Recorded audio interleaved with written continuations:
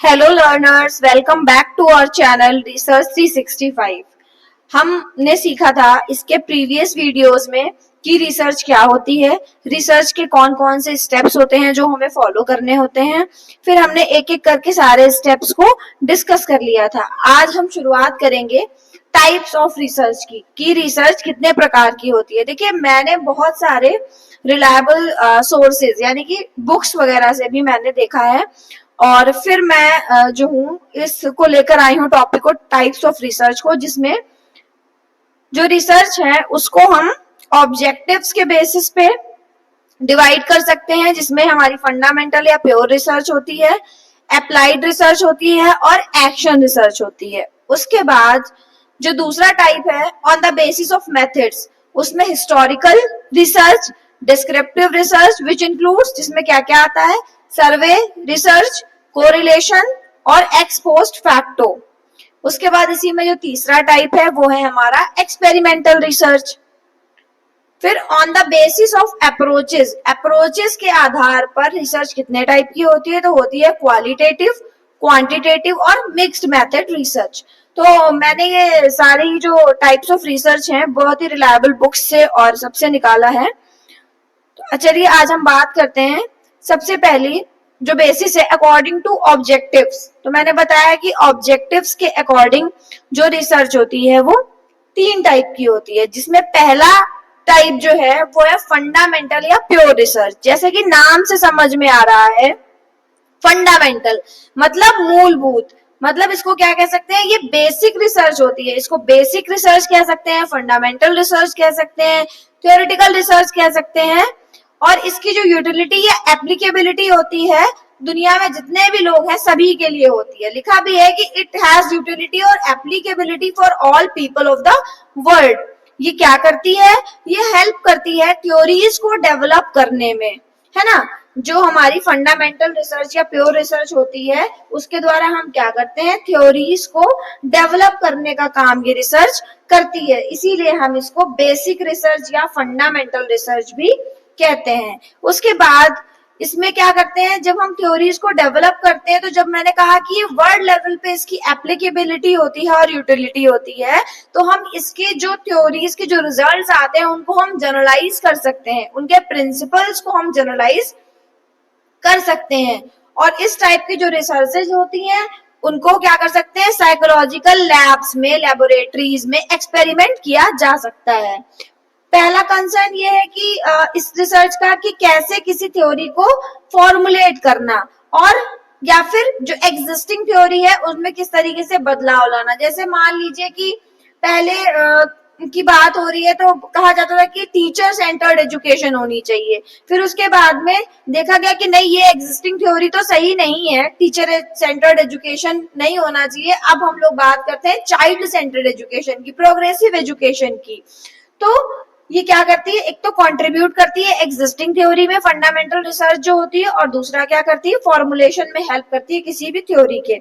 इसका major M या उद्देश्य जो होता है वो क्या होता है कि फॉर्मुलेट करना, चीजों को एक्सपेंड करना और इवेल्युएट करना। ये सारा का सारा काम किसका होता है, फंडामेंटल रिसर्च का। It acts as a more systematic activity. Systematic तो होती है क्योंकि मैंने पहली क्लास में आपको बताया था कि research is a systematic process. तो रिसर्च सिस्टमैटिक प्रोसेस है, it is also kind of research और टाइप ऑफ रिसर्च, तो it should always be systematic.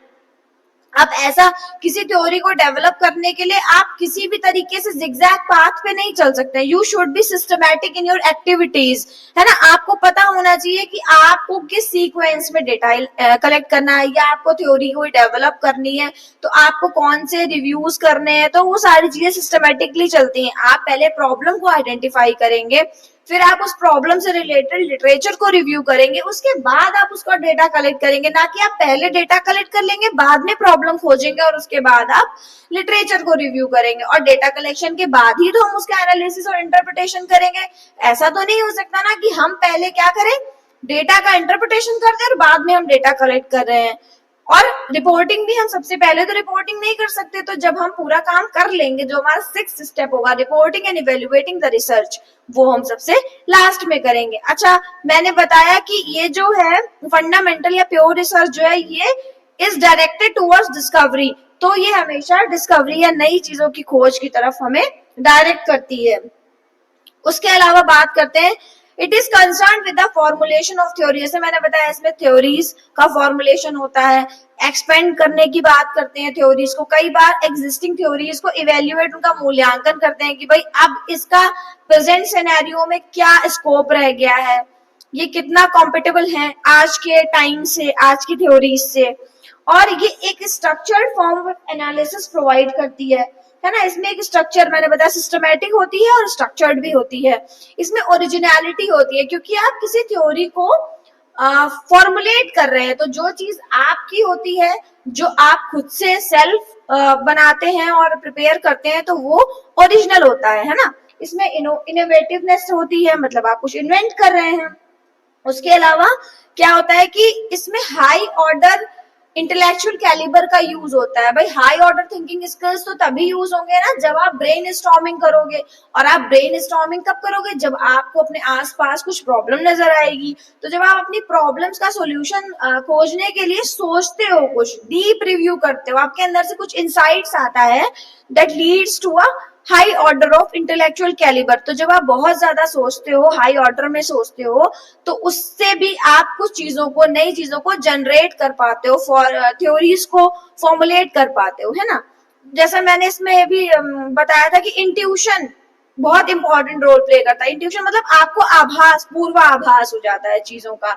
जैसे मान लीजिए आपको कई बार होता है ना, बैठे बैठे लगता है कि मतलब ऐसी चीज होनी चाहिए, ऐसा होने वाला है, तो फिर आपको लगता है कि यहाँ पर अच्छा एक प्रॉब्लम है, तो इंट्यूशन भी इसमें एक इम्पोर्टेंट रोल प्ले करता है। Aims to discover knowledge. तो जब आप थ्योरी की बात करते हैं, जब आप थ्योरी को फॉर्मुलेट करने की बात करते हैं, तो सीधी सी बात है कि फिर क्या होता है, नॉलेज भी डिस्कवर होती है। इट में बिल्ड अ थ्योरी, ये थ्योरी को भी डेवलप करती है। यूजुअली ऐसी रिसर्चेस जो फंडामेंटल रिसर्चेस होती हैं वो लैब्स में ही होती हैं। सिस्टमैटिक साइंटिफिक प्रोसेस होता है इनका, और इनका अप्लाइड नेचर होता है, क्योंकि जब आप कोई थ्योरी को फॉर्मुलेट करते हैं तो उसको अप्लाई भी करते हैं ना रियल लाइफ में। ऐसी आप कोई थ्योरी तो बना नहीं सकते जिसमें सोसाइटी के लिए कोई वो कंट्रीब्यूट ही ना करे। रिसर्च का पहला फंडामेंटल बेसिक प्रिंसिपल यही है that your research should be contributed to the society, you are accountable for the society. आपका जो रिसर्च है वो मानव के विकास में क्या योगदान दे रहा है सोसाइटी में, है ना।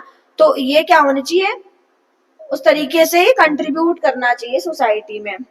और उसके अलावा जैसे मैं एग्जाम्पल की बात करूं तो why the man went to the moon, इसमें इस तरीके के क्वेश्चंस के आंसर हम करते हैं कि अच्छा इंसान जो है वो मून पे क्यों गया होगा, या फिर हम कभी ये सोचे कि कैसे लैंग्वेज एक्विजिशन डिवाइसेस जो है वो काम करती हैं चिल्ड्रन पे। तो इन चीजों को डिस्कवरी ऑफ नॉलेज आप कह सकते हो ना। तो डिस्कवरी ऑफ नॉलेज की वजह से ये फंडामेंटल रिसर्च को हम फंडामेंटल रिसर्च या प्योर रिसर्च कहते हैं। इसको हम थ्योरेटिकल रिसर्च भी कहते हैं। और इसमें हम कई बार कुछ नेचुरल फिनोमेना, जो प्राकृतिक घटनाएं हैं, उनको भी इन्वेस्टिगेशन, जैसे न्यूटन्स लॉ जो है, तो वो क्या था, सेब ऊपर से नीचे गिरा, वो एक नेचुरल फिनोमेना थी, उसका उन्होंने इन्वेस्टिगेशन किया और एक थ्योरी को फॉर्मुलेट कर लिया। तो ये भी एक एग्जांपल है आपका फंडामेंटल या बेसिक रिसर्च का। फिर इसमें इमीडिएट इंटरेस्ट, जो not use in solving practical problems of immediate interest. ऐसा नहीं होता है जैसे एक्शन रिसर्च में आप प्रैक्टिकल प्रॉब्लम्स को सॉल्व कर पाते हैं और उनका रिजल्ट भी आप तुरंत देख पाते हैं, इमीडिएट रिजल्ट आता है। पर थ्योरीज जब आप फॉर्मुलेट करते हैं तो it's a time taking process, आपको टाइम लगता है। और आपको कोई भी थ्योरी फॉर्मुलेट करनी है तो आपको उसके लिए बहुत ज्यादा रिसर्च करनी पड़ती है, बहुत सारे मेथड्स देखने पड़ते हैं, बहुत चीजें हिट एंड ट्रायल आपको करने पड़ते हैं कि क्या अच्छा रिजल्ट दे रहा है, क्या नहीं दे रहा है, या हाँ ये हमारी थ्योरी में एप्लीकेबल हो रहा है कि नहीं हो रहा है। एक और एग्जाम्पल मैं यहाँ लेना चाहूंगी कि study examining how social media usages leads to creativity deficit. अगर हम ये भी जानने की कोशिश करें कि कैसे सोशल मीडिया का ज्यादा यूज होने से बच्चों के दिमाग में जंग लग गई है, उनकी क्रिएटिविटी रिड्यूस होती जा रही है, तो कैसे आया ना। तो फिर आप क्या करोगे, फिर आप इसके बारे में खोजने की कोशिश करोगे, फिर आप एक नई थ्योरी को जन्म दे सकते हो, डेवलप कर सकते हो। इसका कोई प्लान एक्शन नहीं होता है और ये कुछ गाइडेड या सेट प्रिंसिपल्स पे वर्क करती है। इसका मेन एम क्या होता है, डिस्कवर करना नॉलेज को, और इन प्लेस ऑफ डिस्कवरी केवल आपको खोज नहीं करनी है, आपको नॉलेज को ढूंढना है। So that's all for today learners. एक बार मैं इसको रिकॉल करा देती हूँ आपको कि जो बेसिक रिसर्च होती है उसी को हम फंडामेंटल रिसर्च कहते हैं, प्योर रिसर्च कहते हैं और थ्योरेटिकल रिसर्च कहते हैं। इसकी जो यूटिलिटी या एप्लीकेबिलिटी होती है वर्ल्ड में सारे लोगों के लिए होती है और इसका कोई इमीडिएट या प्लान एप्लीकेशन नहीं होता है, क्योंकि ये थ्योरी को हम जनरेट या फॉर्मुलेट या एक्सपेंड करने की बात करते हैं, इसीलिए टाइम टेकिंग प्रोसेस होता है। इसका मेजर एम क्या होता है कि एविडेंसेस को कलेक्ट करके, एम्पेरिकल डेटा को कलेक्ट करके, एविडेंसेस समझ रहे हैं ना, जो मतलब साक्ष्य होते हैं उनको कलेक्ट करके, और या फिर एम्पेरिकल डेटा जो अनुभवजन्य डेटा होता है उसको कलेक्ट करके हम क्या करते हैं, कोई भी थ्योरी को फॉर्मुलेट करने का काम करते हैं, एक्सपेंड या इवेल्युएट, मतलब या तो थ्योरी बनाते हैं या उस थ्योरी, जैसे मान लीजिए किसी ने काम किया है उसके काम को और आगे बढ़ाने का काम, उसकी थ्योरी में कुछ और एड ऑन करने का काम हम कर सकते हैं और उसकी थ्योरी को कई बार इवेल्युएट करने का भी काम करते हैं। और इसकी जो स्पिरिट है वो फिजिकल साइंसेस से ली गई है और उसके अलावा ये क्या करती है, एक रिगरस और स्ट्रक्चर टाइप ऑफ एनालिसिस को प्रोवाइड करती है। ये डिस्कवरी के टुवर्ड्स होती है और इन्वेस्टिगेशन इसमें होता है कुछ नेचुरल फिनोमेना का। उसके अलावा इसमें जो है कुछ सेट प्रिंसिपल्स होते हैं और ये इसमें क्या होता है, इसमें ओरिजिनलिटी होती है, ये सिस्टमेटिक होती है ना, एक दिशा में काम करती है। इसमें इंट्यूशन एक इम्पोर्टेंट रोल प्ले करता है और इसमें जो है एक स्ट्रक्चर्ड फॉर्म ऑफ एनालिसिस हमें देखने को मिलता है। उसके अलावा हमें ये जो थ्योरी फॉर्मुलेशन है या जो फंडामेंटल या प्योर रिसर्च है वो क्या डिमांड करती है, एक high order thinking calibre demand करती है और इस तरीके से हम थ्योरीज को डेवलप कर पाते हैं। इसमें जो है कोई भी प्रैक्टिकल प्रॉब्लम्स का इमीडिएट सॉल्यूशन नहीं मिलता है, ना ही तो इसका कोई इमीडिएट एप्लीकेशन होता है, पर इसकी यूनिवर्सल वैलिडिटी जरूर होती है क्योंकि इसमें जनरलाइजेशन होता है। भाई किसी चीज, मान लीजिए कोई आप थ्योरी बना रहे हैं तो वो थ्योरी तो ऐसी होगी ना कि अगर वो ह्यूमंस पे लागू हो रही है, उनके बिहेवियर के रिगार्डिंग कोई थ्योरी है तो वो फिर सारे ह्यूमंस पे लागू होगी। अगर वो एनिमल्स के लिए है तो वो सारे एनिमल्स पे, तो इसमें जनरलाइजेशन होता है, इसीलिए इसकी यूनिवर्सल वैलिडिटी भी होती है। तो आज हमने जो पहला बात किया है आपसे वो क्या किया, टाइप्स ऑफ रिसर्च में on the basis of objectives में पहला जो है हमारा फंडामेंटल और प्योर रिसर्च। अब नेक्स्ट वीडियो में हम बात करेंगे अप्लाइड रिसर्च और एक्शन रिसर्च की। तो अगर आपको वीडियो अच्छी लगी हो तो please like, share and subscribe, और ऐसे ही मैं कोशिश करूंगी कि आपको रिसर्च का पूरा सिलेबस कंप्लीट करवा पाऊं। Thank you.